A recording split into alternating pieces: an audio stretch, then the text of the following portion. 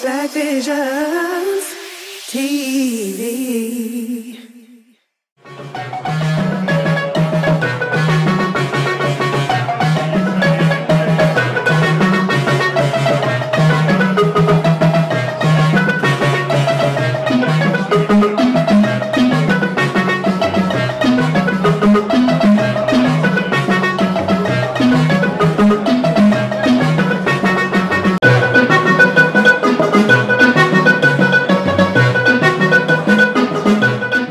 Evening everybody, my name is Cole J's Black Visions TV and I'm here with Nic Careem. He's actually the organiser for this event at Roundhouse in Camden, celebration of Mr. Nelson Mandela. How you doing, man?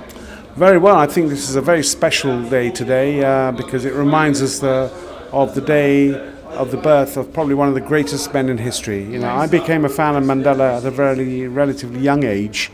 And my mum was one of the founding members of the Race Relations Board, and as a boy in London I remember seeing notices on shop windows, no blacks, no Irish, no dogs, you know, and that was a memory that will always stay with me. And when Enoch Powell made the speech, Rivers of Blood speech, my mum went out there in Chalk Farm Station, just across the road here, and I was a little boy, and she collected signatures, you know, so I've always been of the view that, you know, we are one humanity, you know, we should respect each other no matter whatever colour.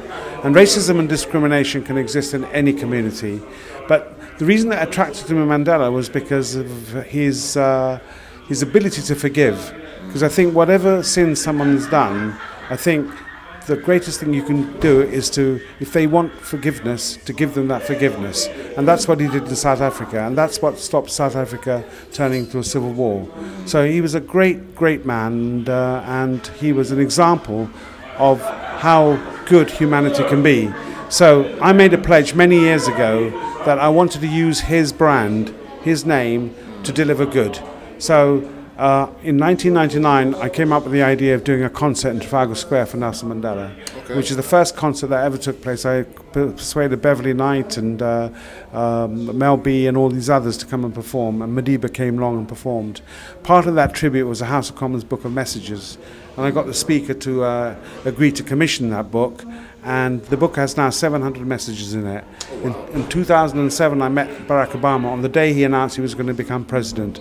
I was on the stage, and I came out on the stage when he made his speech and walked and sat down in front. And the governor of Illinois said to me, "Excuse me, who are you?" I said, "I'm just a big fan," you know, and it was a privilege to meet Obama, especially as people said that there's no way that a black president, America will ever have a black president. He wrote a beautiful message in Mandela's book, and I got Joan Armatrading then to write a song in 2001 for Mandela called "The Messenger." And my dear friend Sandra Godley, who is one of the world's top gospel singers, is going to perform that. And everyone in this audience is going to sing that song along with her, because we want this to be a joyous occasion. Madiba said, you know, when he's no longer in this world, we don't want you to be unhappy, we want you to celebrate his past, you know, his life, and that's what we're here to do. But I also wanted to use today as a way of showing that we can all play a part in Nelson Mandela's greatest wish, which was to end child and global poverty. So I created a mechanism called the Blue Sky Village, because I'm sick and tired of people viewing Africa always as one homogeneous country. Africa is 52 countries and 3 island nations. It's ridiculous to look at it as one country, strife with wars and conflicts and all of these other things, but it's not. You know, it's a fantastic continent with amazingly resourceful people. Myself and Heather Small, my dear friend, and my team have just returned from Rwanda, where we're going to build the first Blue Sky Village, and we're naming it after Nelson Mandela. Each village has 500 homes, a clinic, a school, and workshops which produce products which will be sold in the shops that each village, in districts, in the shops that each village has been twinned with.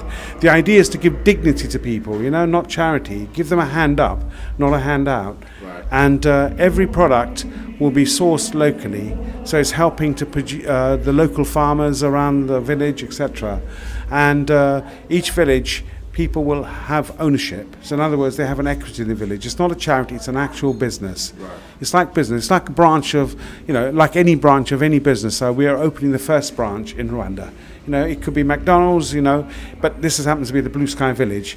And people live in the village, they've got decent homes, decent education for their children, and a decent opportunity to show the world, hey, we don't need your charity, we don't need your pity, we just want your opportunity.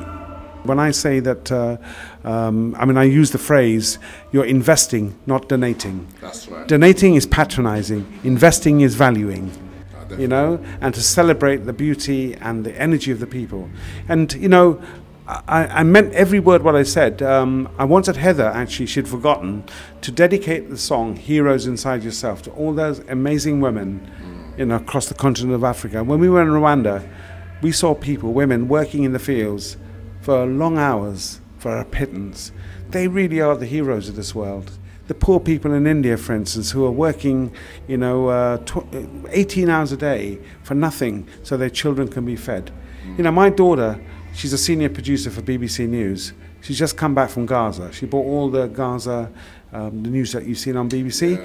Well, she was in the Horn of Africa. She brought out what was happening in the Horn of Africa, the famine there. And she met mothers there who'd been walking for miles, and they had to have a choice of leaving one child behind in the desert because there wasn't enough water or food, And I don't think any person should, in this day and age, with so much money in the world, so much wealth, so much food, that a mother should have to leave a child to die and make that choice. I can't believe that we live in a world like that. The truth is, this is the truth. This is a God, and I've said this so many times, and this might be a bit of a race element in this, but the reality is that 99.9% of children who die of malnutrition and hunger in the world of diseases happen to be children of colour. It's a fact. When a white child dies of hunger, it gets in the front page news because it's a child abuse. Okay, so the fact is 99.9%, more than that even, it just happened to be children of colour. This is an absolute outrage, and these are the things that I fight to highlight and stop. 7 million children die in the world every year.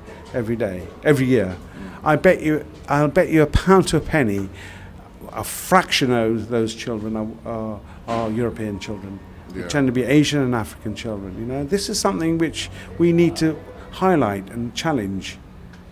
We are all in this together, whatever our race, our colour, we all have a duty and a responsibility to work towards improving each other's lives, and my best friend is John Bird, who made us laugh out there.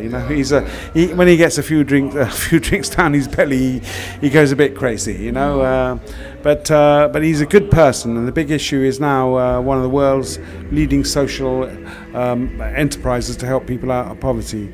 And the Blue Sky Village is, in a way, modelled on that concept of giving people a hand up, not a hand out. So, but I do wish.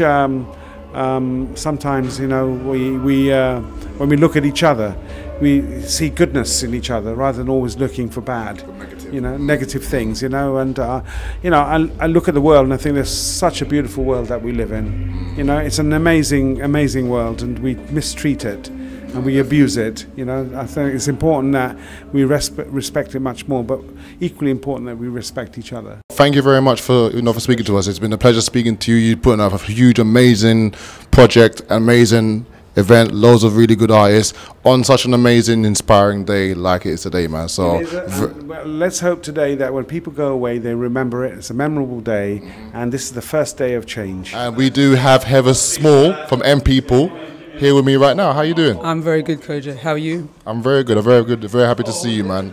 Thank you. It's been a fun evening. It's an event that has been a long time in the making, but I think it came together really well. That's somebody doing their vocal warm-up. So yes, we're live and backstage. Yeah, it's packed outside right now. So obviously you just come back from Barbados, yeah? So what's the difference between the heat right now in Barbados and over here? Is it very like the same? Well, worryingly, there's no difference. In fact, today was hotter in London than it was in Barbados. Yeah. Yeah. So, but I am going back to Barbados. Okay. Yes. There's the sand and the sea, the people, the food. Yeah. So I shall be going back. Don't make me jealous now. Don't make me. I just want to get in that suitcase with you right now. You know. So how long have you been out there for? Well, I was only there for 4 days. I came back to do this event, and I will be going back. I now do even some voluntary work in a store. So Save the Children's store. So I do a lot of things like that. And I still sing, and I'm singing through the summer. I'm doing the festivals.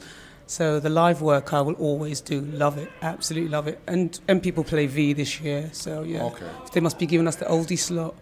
The oldies lot, no, the classic people. She has this voice that's so distinctive, you just know it's her on the stage every time.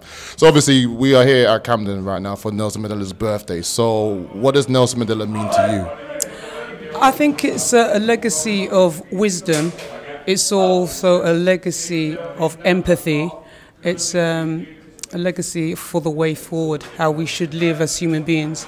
That we can celebrate self and at the same time not denigrate others. Because like I said, he was a proud African son, and he made you be proud of anything that you were, and always stress that you could be a better self. And so I think his legacy lives on in us all, and anything positive that we do, we have to do it in Mr. Mandela's name. No, definitely, man. He was a huge influence. A lot of people, when he died, like the whole world was in mourning. It was crazy. He shut down Google. That was the maddest thing ever. But okay, so obviously, where is Nelson Mandela today? We are doing it in Camden, but it's actually happening all over the world right now. Like even right now, if you type in Google right now, you see Nelson Mandela's face on there. So he obviously is a huge inspiration to a lot of people. So with your career, did you ever meet him, like in person? Unfortunately for me, I didn't go and meet him, which was a sad thing, and now I never will. So that's why I have to do things in his name. Very well said. Well, Heather, thank you for coming to speak to us. And yeah, I mean, I did actually hear you on stage as well. She sounds as good as she did back in the day, and V Festival and all the time. M People, you got about 3 of my favourite tunes when I was growing up as well. Yes, because I'm mature. You're mature, just like me. Black Visions. I'm here with Mr. Jermain Jackman, Voice UK 2014. How you doing? I'm doing very well. Such a privilege to be here, to see all these celebs and distinguished guests at such an amazing day. I know that you've been really, really busy, obviously, since winning The Voice. So what's life been like for you straight coming off BBC? It's been busy, been in the studio constantly, recording my album, getting these singles ready, and they'll be out very soon. I'm really excited. I can't wait to share my gift with the world. And what about you being like, you know, the #1 album seller and a politician? Is that still in the books? That's still in the books, you know. It's possible. We have Arnold Schwarzenegger. He was the governor for California as well as doing acting. You have will.i.am doing his philanthropy as well as being a musician.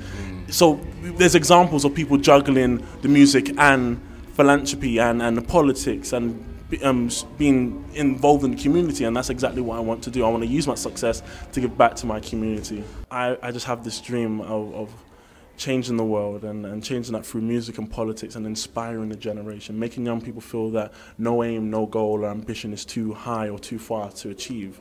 And that's what's important. It's about empowering them to believe that. Okay, Jay, so what does Nelson Mandela actually mean to you? Nelson Mandela, not only to me but to everyone, his life, the lessons learned, we can use them as examples to inspire future generations, use them as examples to shape people's lives, for them to live a better life, so everyone can be equal in the eye of the law and in society, and that's what we need. And he's inspired me by his life and his stories.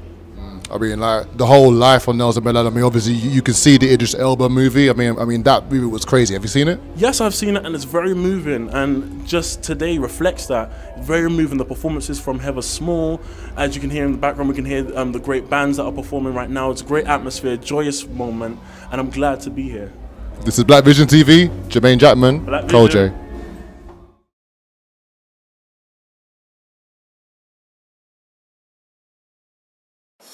Black Visions TV.